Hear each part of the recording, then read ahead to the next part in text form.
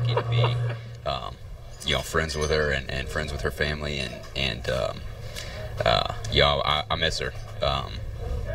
And I think the only thing that's good about where she's at now is that she's not in any pain. She's cancer free, but I know all of us down here wish she was still here. So you know, that was a hard day when I found that out, and you know, I can't even begin to imagine how her family, how her friends feel, but you know, we love Maddie so much, and she meant so much to a lot of people.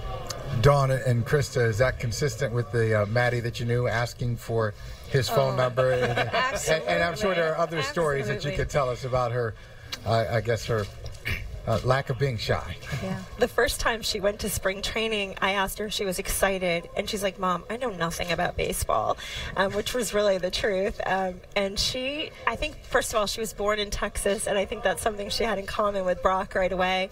And she just, I think it was more of a friendship. It wasn't like he is a celebrity baseball player. It was really about getting to know him. And every time she would, I remember specifically when she was in the hospital, she had just had surgery. She was not even 12 hours out post-op. And all of a sudden there was a knock on the door, and it was Brock. And he said, I heard my girl is here. And her face just lit up. I mean, she was so happy. And it was like a friend coming to see her. And that's what, you know, made such a difference, I think, in Maddie's fight. Like, she had so many people that just loved her and really genuinely cared about her. And Brock, when you joined the Red Sox, how quick was it until you realized how important the relationship is between the team and the Jimmy Fund? It was fairly quick.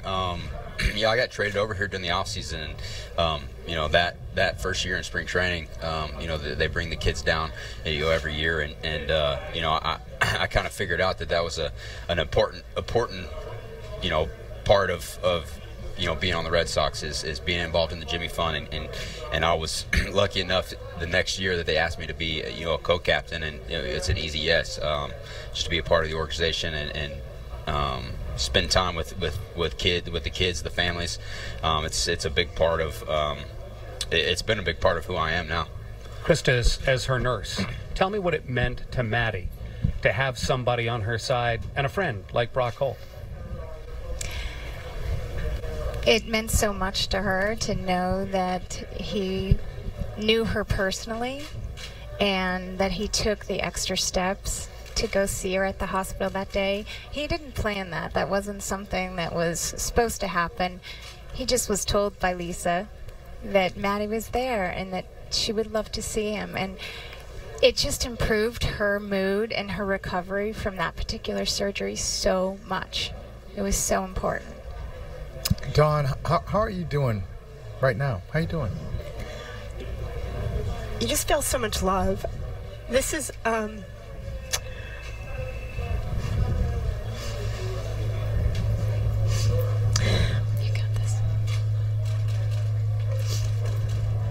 the amount of support that they give is overwhelming. And being back here today, it's just been a short time since Maddie passed, but you just feel so much love and so much connection. And I'm so grateful for that. That's why I'm here today. I tried to hold back the tears. It's all right. But it's relationships. They're like your family. You actually spend more time. I spent more time with Krista than I did my own family for 2 years, 9 months, and 3 days when Maddie was in treatment. I'll never forget the last time Maddie was re-diagnosed 3 times, and on the last time she had to start chemo. And Maddie was always tough. She never showed her emotion. She was like, I got this. And that last time starting chemo, there was one tear, just like the one running down my face right now, that came down her cheek. And I remember Krista looking at her, and she kissed the top of her head. And you just don't do that, like, because it takes a special nurse and a special person. And I know truly I have made friendships and connections.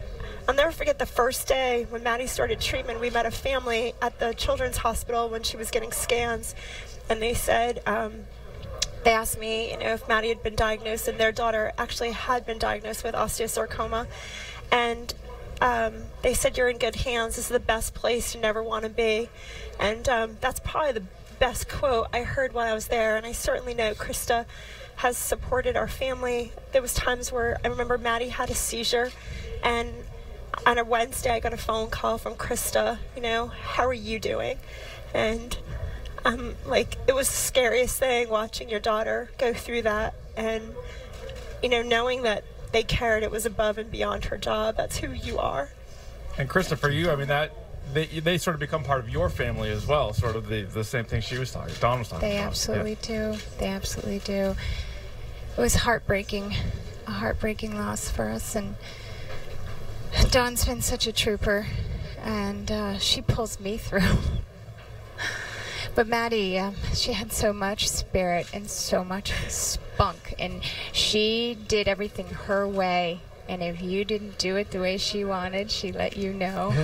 Certainly. Yeah, she was a fighter. Oh. Brock, you only got to go play a baseball game. I'm a mess. I mean, this is hard. Yeah, I mean, baseball's second to everything else. I mean, we're fortunate to be able to do what we get to do, but this kind of stuff right here is what's important. I can't thank you guys enough for coming in here. Thank you. We're going to take a few minutes and just hug and stuff. So I'm going to break so we can do that.